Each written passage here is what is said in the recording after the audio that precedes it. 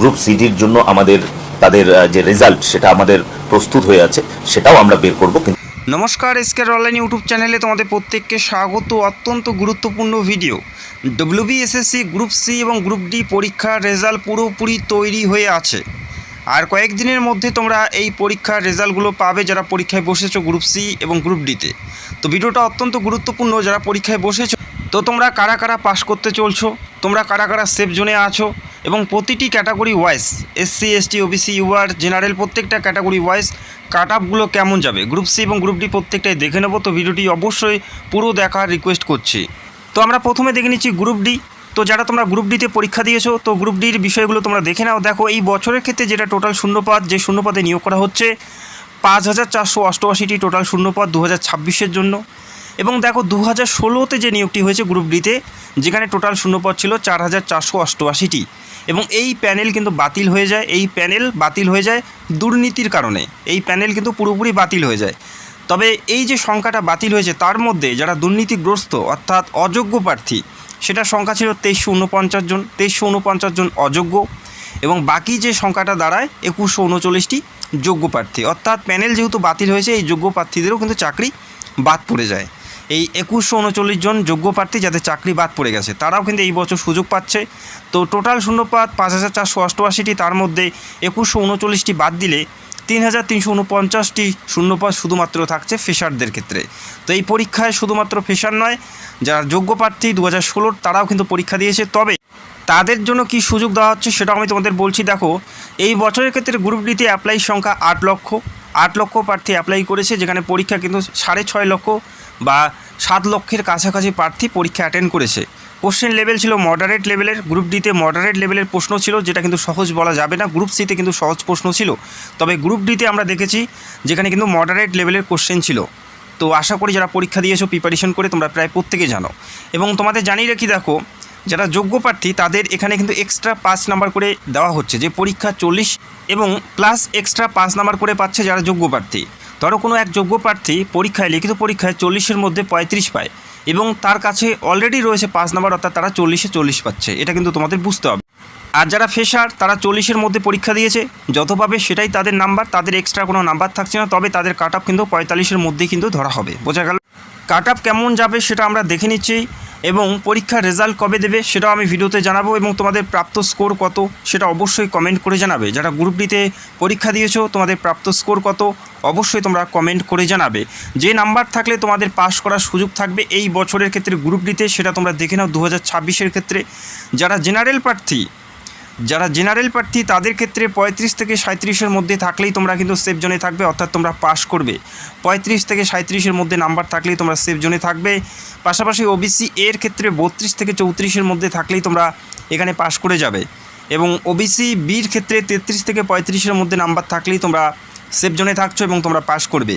এবং এসসি যারা প্রার্থী শিডিউল কাস্ট তাদের 31 থেকে 32-এর মধ্যে নাম্বার থাকলে সেফ জোনে থাকবে, এবং এসটি প্রার্থী শিডিউল ট্রাইব হলে 28 থেকে 30, ইডব্লিউএস প্রার্থী হলে 29 থেকে 31, এবং ফিজিক্যাল ডিসেবল প্রার্থী হলে 24 থেকে 28-এর মধ্যে নাম্বার থাকলেই তোমরা প্রত্যেকেই সেফ জোনে থাকবে। এটা 45-এর কাট অফ মার্কস 45-এর মধ্যে, যেখানে 40 লিখিত পরীক্ষায় 40 এবং 5 নাম্বার এক্সট্রা পাচ্ছে যারা যোগ্য প্রার্থী। তবে 45-এর মধ্যে কাট অফ ক্লিয়ার করতে হবে, যেহেতু যোগ্য প্রার্থী তোমাদের সাথে কম্পিটিশন করবে, সেক্ষেত্রে 45-এর মধ্যেই কাট অফ কিন্তু তোমাদের বিবেচনা করতে হবে। বোঝা গেল? যারা জেনারেল 35 থেকে 37, ওবিসি এ 32 থেকে 34, প্রত্যেকটা কাজ তোমরা দেখতে পাচ্ছ। তো তোমরা কোন কাজ থেকে বিলং করো এবং তোমাদের প্রাপ্ত স্কোর কত অবশ্যই কমেন্ট করে জানাবে। গ্রুপ সিটা যদি দেখে নেই, দেখো গ্রুপ সি 2026, যেখানে টোটাল শূন্যপদ 2026-এ 2989 টোটাল শূন্যপদ আছে। এই পদের ক্ষেত্রেও সেম কন্ডিশন অ্যাপ্লাই হবে। 2016 যে প্যানেল সেখানে 2358টি টোটাল শূন্যপদ ছিল, তার মধ্যে যোগ্য প্রার্থীর সংখ্যা 1195টি।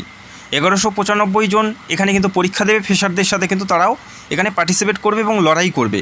যেখানে টোটাল শূন্যপদ 2989টি, এবং ফ্রেশারদের দেখা যাচ্ছে 1794টি শূন্যপদ কিন্তু দাঁড়াচ্ছে। এই 1794টি হচ্ছে ফ্রেশার, এবং 1196টি হচ্ছে যারা যোগ্য প্রার্থী। তারা কিন্তু প্রত্যেকেই একই কাট অফ ক্লিয়ার করবে। তো বোঝা গেল? তো এরপরে দেখে নিচ্ছি গ্রুপ সির কী ডিটেলসগুলো উল্লেখ করা আছে দেখে নিচ্ছি। দেখো গ্রুপ সিতে টোটাল দেখো 60 নম্বরের পরীক্ষা তোমরা দিয়েছো। এরপরে থাকবে 10-এর মধ্যে অ্যাকাডেমিক স্কোর, 10-এ থাকবে অ্যাকাডেমিক স্কোর থাকবে 10-এর মধ্যে।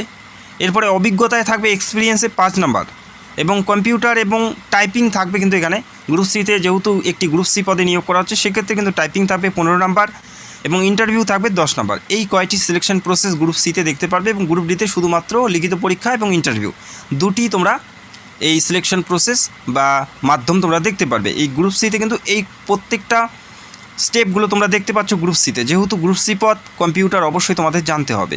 তো যেহেতু পরীক্ষা তোমরা প্রায় প্রত্যেকে 60 নাম্বারে দিয়েছো, সেই 60 নাম্বার পরীক্ষার ক্ষেত্রে কাট অফ কেমন যাবে সেটা কিন্তু বিস্তারিত এই ভিডিওতে।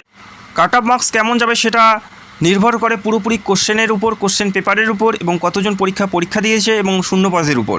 তো এই বছরের ক্ষেত্রে কোশ্চেন পেপার কিন্তু খুব সহজ ছিল গ্রুপ সিতে, তুলনামূলকভাবে গ্রুপ ডি থেকে গ্রুপ সিতে সহজ প্রশ্ন ছিল। যারা প্রিপারেশন নিয়ে পরীক্ষা দিয়েছো আশা করি তোমরা জানবে, যেখানে টোটাল শূন্যপদ 2989টি, তার মধ্যে যোগ্য এবং ফ্রেশার কিন্তু রয়েছে। কোশ্চেন লেভেল ছিল ইজি টু মডারেট, একদম কঠিন বলা যাবে না। কিছু কিছু কোশ্চেন এমন ছিল যেটা কিন্তু আনকমন, বাকি প্রত্যেকটাই কিন্তু কমন এসেছিলো প্রত্যেকেরই। যারা প্রিপারেশন নিয়ে পরীক্ষা দিয়েছে তারা কিন্তু প্রত্যেকেই জানবে। তো এরপরে দেখো কাট আপগুলো কেমন হতে পারে। কাট আপগুলো ইউআর অর্থাৎ যারা জেনারেল প্রার্থী তাদের ক্ষেত্রে 54 থেকে 56 হলেই তোমরা সেফ জোনে থাকছো গ্রুপ সিতে। ওবিসি বির ক্ষেত্রে 53 থেকে 54-র মধ্যে থাকলেই কিন্তু তোমরা এখানে সেফ জোনে থাকবে এবং পাস করবে। যারা ওবিসি বি থেকে বিলং করো 53 থেকে 55 থাকলেই তোমরা পাস করবে। ওবিসি এর ক্ষেত্রে 52 থেকে 54 থাকলেই তোমরা একটা ভালো জায়গায় থাকবে, সেফ জোনে থাকবে। এরপরে এসসি প্রার্থী যারা রয়েছে 51 থেকে 53 থাকলেই তোমরা সেফ জোনে রয়েছে। এসটি প্রার্থী 49 থেকে 50-এর মধ্যে থাকলেই তোমরা সেফ জোনে থাকবে। এবং প্রতিবন্ধী প্রার্থী যারা ফিজিক্যাল ডিসেবল প্রার্থী তারা 46 থেকে 48-এর মধ্যে থাকলেই সেফ জোনে থাকবে এবং পাস করবে। তো তোমরা ক্যাটাগরি ওয়াইজ দেখতে পেলে এই নাম্বার যদি থাকে সেক্ষেত্রে তোমরা অবশ্যই পাস করবে। আর তোমাদের প্রাপ্ত স্কোর কত হচ্ছে সেটা অবশ্যই কমেন্ট করে জানাবে। এবং রেজাল্ট কবে দেবে? রেজাল্ট সম্ভাবনা এই মাসেই তোমরা পাবে। এই মাসেই কিন্তু রেজাল্ট অর্থাৎ ফল প্রকাশিত হবে। এই মাসের মধ্যেই কিন্তু সম্ভাবনা আছে রেজাল্ট পাবলিশ হওয়ার গ্রুপ সি এবং গ্রুপ ডির। তো যারা গ্রুপ সি পরীক্ষা দিয়েছো তোমরাও এই মাসেই রেজাল্ট পাবে এবং যারা গ্রুপ ডিতে পরীক্ষা দিয়েছো তোমরাও কিন্তু এই মাসের মধ্যে রেজাল্ট পাবে। এবং পরীক্ষার পরে WBSSC চেয়ারপারসন কিন্তু জানিয়েছেন যে জুলাইয়ের আগে কোনো রকমভাবে রেজাল্ট পাবলিশ হচ্ছে না। তো বর্তমানে জুলাই পার হয়ে আগস্ট চলছে, তো এই মাসেই তোমরা ফল পেয়ে যাবে এতটুকু আশা করা যাচ্ছে, এতটুকু সম্ভাবনা কিন্তু এই মাসেই রয়েছে। এই মাসেই তোমরা ফল পেয়ে যাবে অর্থাৎ রেজাল্ট পেয়ে যাবে আগস্টের শেষের দিকে। তো আশা করি তোমরা বুঝতে পারলে গ্রুপ সি এবং গ্রুপ ডি উভয় দুটি পরীক্ষারই তোমরা ফল পেয়ে যাবে। তো তোমরা যারা পরীক্ষা দিয়েছো তোমাদের প্রাপ্ত স্কোর কত হচ্ছে, অবশ্যই কমেন্ট করে জানাবে। এবং তোমরা কোন ক্যাটাগরি থেকে বিলং করো অবশ্যই তোমরা কমেন্ট করে জানাবে। এবং অলরেডি আমি ভিডিও করে তোমাদের জানিয়েছি যে কোন জোন থেকে কতজন পাস করতে চলছে, অলরেডি আমি ভিডিও করে তোমাদের জানিয়েছি। চাইলে তোমরা সেই ভিডিওটা দেখতে পারো। এই ভিডিওর ডেসক্রিপশন বক্সে তোমরা লিঙ্ক পাবে, সেই ভিডিওটা তোমরা দেখতে পারো। আর অবশ্যই তোমাদের ক্যাটাগরি জানাবে কমেন্ট করে এবং তোমাদের প্রাপ্ত স্কোর সেটাও কিন্তু তোমরা কমেন্ট করতে ভুলো না। যদি কোনো প্রশ্ন থাকে অবশ্যই তোমরা কমেন্ট করো, আমি রিপ্লাই দিয়ে হেল্প করার চেষ্টা করব। তো ভিডিওটি দেখার জন্য অসংখ্য ধন্যবাদ। Thank you so much.